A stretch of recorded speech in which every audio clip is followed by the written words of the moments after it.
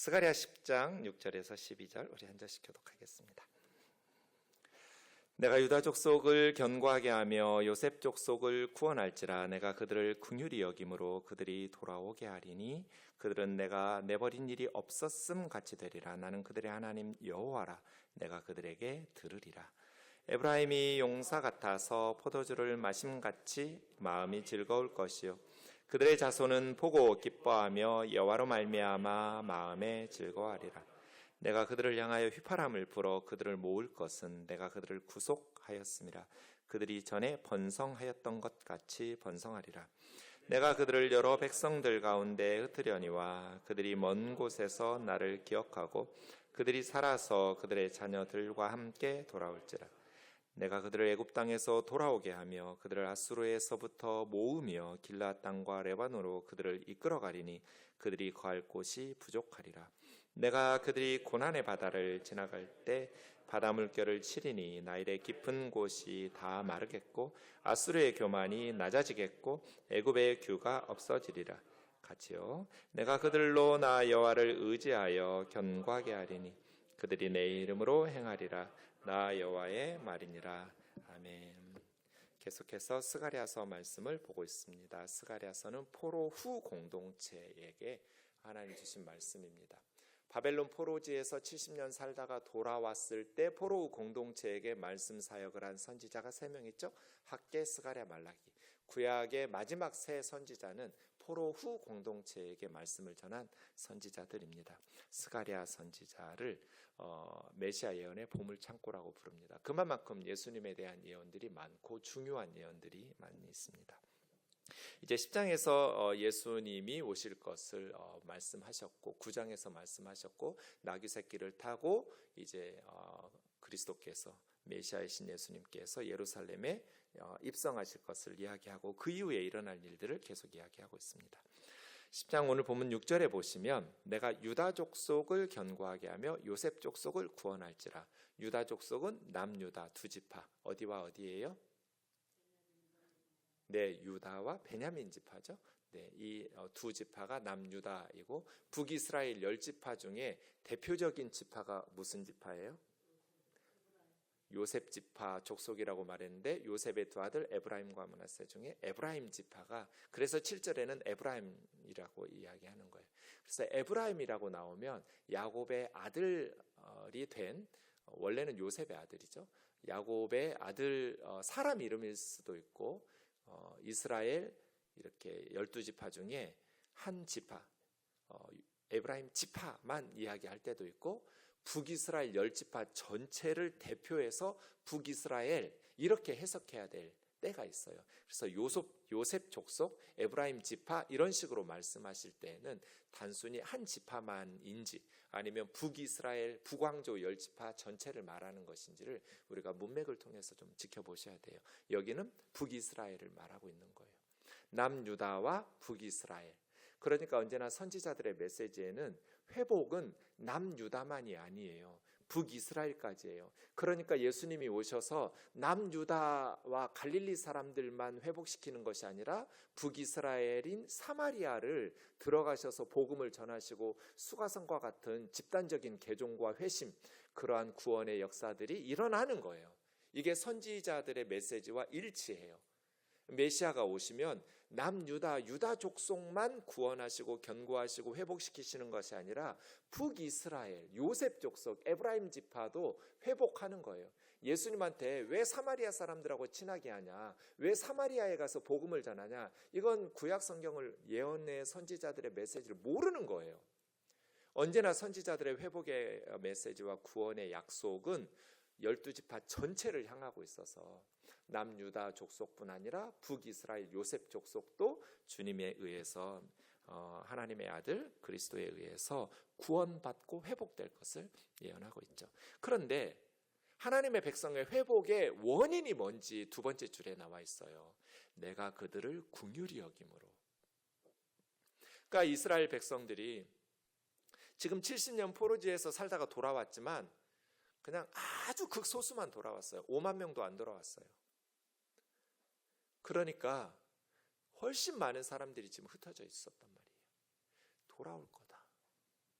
그들이 돌아오게 하는데 하나님께서 그들을 회복시키시고 구원하시고 견고하게 하시는 이유가 뭐냐면 그들이 착해서가 아니에요. 이제 70년 비참하게 바벨론에서 살다가 돌아왔으니 이제는 정신 차렸겠지, 착해졌겠지, 경건해지고 거룩해지고 하나님의 말씀 율법을 무시하지 않고 말씀에 순종하면서 정말 말씀의 법대로 살아가는 거룩한 나라가 되겠지라는 기대 때문에 그들을 구원하시고 회복시키신 게 아니에요. 70년 고생했으니까 이제는 말씀 순종하면서 착하게 살겠지, 이런 기대가 있으셔서 그들을 구원하시고 견고하게 하시고 돌아오게 하신 것이 아니라 내가 그들을 긍휼히 여김으로 돌아오게 하겠다는 거예요. 그러니까 인류의 소망이 이 하나님의 긍휼하심에 있는 거지 교육이나 뭐 인간의 선행이나 착해지는 이런 데 있는 거 아니에요. 여러분 지난 100년 20세기 내내 전쟁했잖아요. 1차 세계대전, 2차 세계대전. 그래서 21세기가 시작되면 이제는 전쟁 같은 그런 비극을 얼마 전에 경험했는데 그 비참함을, 근데 잊어버리고 지금 또 전쟁하고 있잖아요. 헤겔이 말한 것처럼 인류는 역사로부터 배우는 게 없다. 전쟁이 계속 반복되는 걸 봐라. 계속 요즘 헤겔이 했던 말이 계속 생각나요. 인간은 역사로부터 배우는 게 없다. 계속해서 전쟁이 반복되는 걸 봐라. 역사로부터 뭘 배우냐 도대체. 인류의 희망은 인간이 착해질 거야. 교육을 통해서 인간들이 더 똑똑해지고 선해질 거야. 평화를 추구하면서 살아갈 거야. 아니요. 인류의 소망은 내가 그들을 긍휼히 여김으로요. 하나님께서 우리를 불쌍히 여겨주시는 것에 있지 인간이 착해지는 데 있는 게 아니에요. 그래서 그들이 다시 돌아오게 될 거라는 거예요. 70년 고생했으니까 이제는 착해졌겠지. 앞으로는 말씀에 순종하면서 살아가겠지. 아니에요. 여러분 창세기 8장 보세요. 창세기 8장에 보면 노아 홍수에서 방주에서 나온 직후에 노아가 맨 처음 했던 것이 정결한 짐승들 중에서 하나님 앞에 번제 드린 거거든요. 노아가 방주에서 나와서 홍수로 다 죽었어요. 홍수의 심판을 경험하고 하나님께 노아가 제사를 드렸을 때 하나님이 그 노아가 드리신 제사의 향기를 받으시고 하나님 마음에 뭐라고 말씀하셨어요? 중심에 이르시되 내가 다시는 사람으로 말미암아 땅을 저주하지 않을 거야. 다시는 사람들 때문에 이 세상을 저주하지 않을 거야. 근데 그 다음 세 번째 줄 보세요. 그 이유가 홍수를 경험했으니 사람들이 이제는 착해졌겠지? 이제는 그렇게 악하게 살지 않겠지? 하나님에게 그런 기대가 있으셔서 땅을 저주하지 않을 거야. 이렇게 말씀하신 게 아니에요. 사람의 마음에 계획하는 바가 어려서부터 악함이라. 도대체 홍수 심판 받고 인류는 뭘 배운 거예요? 하나님의 엄청난 심판을 경험하고 그래도 조금은 착해져야 하잖아요. 마음에 계획하는 바가 어려서부터 악하대요. 인류는 홍수의 교훈을 배운 게 없어요. 하나님께서 이제는 사람들이 그렇게까지는 악하지 않겠지? 그렇게까지는 이런 홍수의 심판을 겪었는데 이런 기대가 있으셔서 사람으로 인해서 땅을 저주하지 않을 거야 라고 생각하신 게 아니라는 것. 인간은 홍수의 심판을 경험했지만 어려서부터 악한 생각, 악한 계획을 포기하지 않는다는 것. 그래서 홍수를 통해서 변한 건 사람이 아니라 하나님이에요. 하나님이 홍수 심판 내내 너무 마음이 괴로웠어요. 그래서 하나님이 중심에 내가 다시는 사람 때문에 땅을 저주하지 않을 거라고 하나님만 고쳐졌어요. 사람은 바뀐 게 하나도 없어요. 인간은 홍수 전이나 홍수 후나 똑같이 악해요. 하나님만 생각을 바꾸셨어요. 그래서 땅이 있을 동안에는, 이 말은 무슨 뜻이에요? 언젠가 땅이 없어질 거라는 것을 전제한 말이에요. 땅이 있을 동안에는, 영원히가 아니라 언젠가 주님 재림하실 때겠죠. 그 전까지는 심고 거두고 춥고 덥고 여름 겨울 낮 밤이 쉼 없이, 이걸 일반 은총이라고 그러죠. 하나님의 은혜가 계속될 거야. 이 창세기 8장 21절에 이 충격적인 하나님의 말씀, 정말 쇼킹하지 않아요? 어떻게 사람은 홍수를 경험했는데 어려서부터 악하냐고요. 그래서 오늘 본문도 마찬가지예요. 유다 족속과 요셉 족속을 70년 동안 고생했으니까, 요셉 족속은 그 전에 200년도 더 고생했어요. 더 흩어져서 아수르에게 망했으니까요. 210여 년 동안 요셉 족속은, 그리고 남유다 족속은 70여 년 동안 열방에 흩어져서 그렇게 비참하게 포로로 끌려가서 사는, 그랬으니 그들이 이제는 경건하고 거룩하게 살 거야. 아니요. 내가 그들을 긍휼히 여김으로예요. 그래서 여러분, 열왕기상 오늘 어제까지 마치고 오늘 새벽 우리 평찬 목사님 예레미야 애가 시작했는데요. 예레미야 애가 잘 성경 안 보는 성경인데 평소에 오늘 새벽 설교 꼭 들어보세요. 완벽한 예레미야 애가에 대한 서론이에요. 그리고 예레미야 애가를 한 구절 한 구절 읽으시면 참 좋을 것 같아요. 열왕기하 그리고 애가서 말씀을 준비하고 묵상하면서 참 이스라엘 백성들은 어쩜 이러냐. 전 세계에서 가장 하나님의 사랑을 많이 받았어요. 이런 나라가 어디 있어요? 이렇게 하나님이 선지자들을 보내시고 말씀 주시고 그들에게 엄청난 사랑과 오래 참으심으로 용서하시면서 긍휼과 사랑을 베푸신 나라가 이 지구상에 없어요. 이스라엘 같은 나라가 없어요. 그런데도 이스라엘은 어쩌면 그렇게 악하게 하나님이 싫어하는 짓만 골라가면서 어쩌면 그렇게 악하게 살아요. 그런데 어느 순간 돌아보니 이게 내 모습이더라고요. 나도 그렇잖아요. 참 나도 하나님 앞에서 이스라엘 참 한심하다고 생각하면서 말씀을 묵상하다가 어쩌면 사람들이 이래? 라고 생각하다가 돌이켜보니 이게 이 모습이 내 모습이구나. 이스라엘이 나네. 여러분보다 제가 말씀을 은혜를 더 많이 받고 더 많은 시간 말씀이 하나님께서 저에게 부어주신 은혜들이 더 많을 거잖아요. 재수 없지만 사실이에요. 여러분 직장 생활할 때 목회자들은 뭐예요? 말씀 연구하거든요. 그런데 진짜 변하지 않는 악한 내 모습을 볼 때마다 이스라엘이 나구나. 내 얘기구나. 열왕기하가 애가서를 불러야겠구나. 이렇게 슬프게 하는 것이 나구나. 그런데 하나님의 긍휼하심에 소망이 있잖아요. 이스라엘의 선해짐, 이스라엘의 거룩해짐, 경건해짐, 성화됨이 소망이 아니라 내가 그들을 긍휼히 여김으로. 여기에 이스라엘뿐 아니라 저와 여러분에게도 희망이 있는 줄 믿습니다.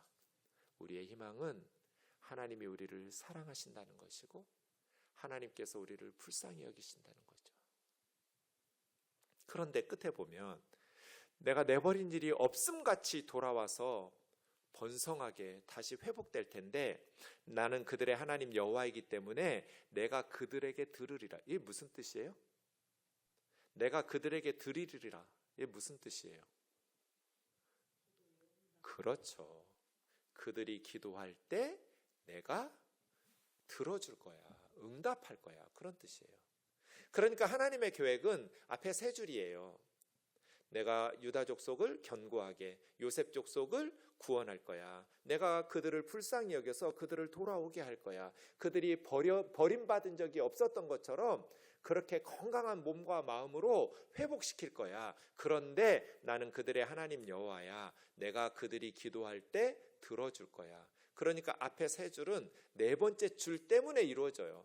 앞에 세 줄이 하나님 뜻이고 하나님 계획이에요. 그래도 우리는 하나님 앞에 기도해야 돼. 그것이 10장 1절 지난주에 우리가 함께 보았던 봄비가 올 때, 봄이 되니 늦은 비 올 때 됐어, 기도 안 해도 되는가? 아니요. 봄비가 올 때에도 구름을 일으키시는 여호와께 비를 구하며 기도해야 돼요. 하나님께서 내가 이스라엘 족속들을 회복시킬 거야. 하나님께서 성경에 써놨어요. 말씀에 약속하셨어요. 그래도 나는 여호와 그들의 하나님이니 그들을 들으리라. 이건 무슨 뜻이에요? 기도해야 된다는 뜻이에요. 하나님이 약속하셨으니 이제는 기도하지 않아도 되는가? 아니요. 기도해야 돼요. 뭐 다른 애들 다 대학 가는데 뭐 우리 애도 가겠지가 아니라 기도해야 돼요. 남들 다 뭐 살아가는데 우리도 살겠지? 아니요. 기도해야 돼요. 하나님은 누군가의 기도를 들으시고 응답하시는 방식으로 일하시거든요. 그래서 항상 기도에 깨어있는 성도와 기도에 깨어있는 교회가 건강한 교회예요. 다른 거 믿으면 안 돼요. 기도를 믿으셔야 돼요. 나를 믿으면 안 돼요. 돈이나 권력이나 세상의 건강이나 젊음이나 직장이나 사람을 믿으면 안 돼요. 기도를 믿어야 돼요. 우리는 기도로 살아야지 세상의 것 의지하면서 내가 가진 경험이나 내가 가진 것들을 의지하면 무너져요. 항상 힘들 때나 형통할 때나 기도 가운데 깨어있는 저와 여러분 되기를 주의 이름으로 축원합니다. 비가 오는데 그리고 날씨도 어두워지는데 금요기도에 몇 명 안 오겠다 했는데 오는 사람들은 늘 오네요. 기도. 비가 오나 눈이 오나 항상 기도의 자리를 지키고 항상 기도에 깨어 있어야 돼요. 왜요? 하나님께서 내가 그들의 하나님 여호와이므로 나는 그들의 기도를 들어줄 거야. 예수님이 얼마나 기도하라고 우리에게 말씀하셨어요. 왜 그렇게 자주 기도하라고 말씀하셨어요? 들으실 거니까. 해도 되고 안 해도 되면 뭐 하라고 하시겠어요? 하나님은 들어주신 분이니까. 그렇게 우리의 기도에 들으셔서 7절 보세요. 에브라임이 용사 같아서 우리 지난주 3절에서 그 목자 없이 흩어지는 연약한 양떼, 겁쟁이 양떼들을 전쟁에 준막하게 하신다고 그랬어요. 하나님께서. 이것이 목자들의 역할이라고 그랬어요. 그냥 겁쟁이 양으로 살면서 목자만 의지하는 것이 아니라 전쟁터의 준마처럼 양떼 같은 우리가 어떻게 전쟁터의 준마가 같은 강하고 힘센 그리스도의 군사가 될 수 있어요?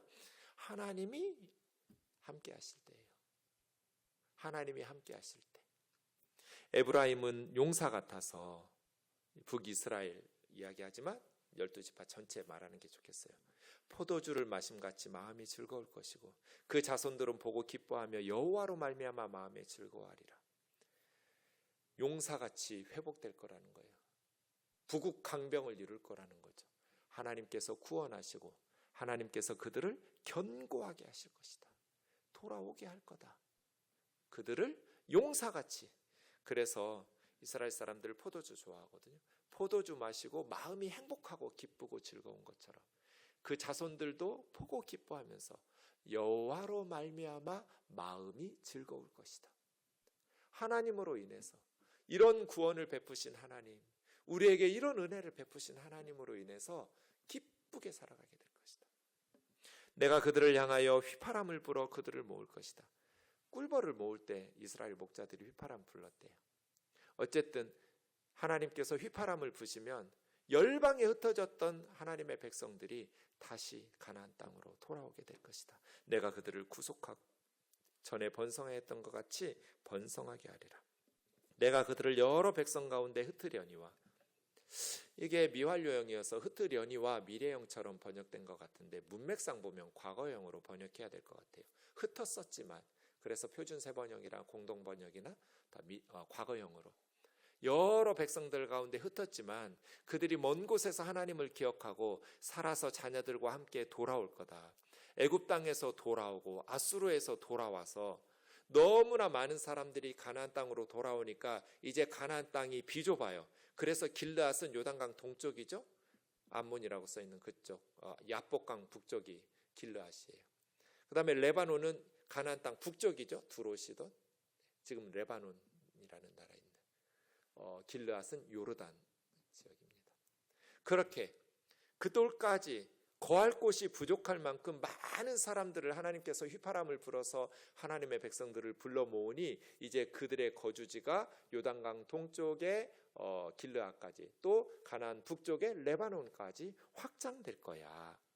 그렇게 행하실 거라는 거예요. 내가 그들을 고난의 바다를 지나가게 하실 때, 고난의 바다가 고해죠.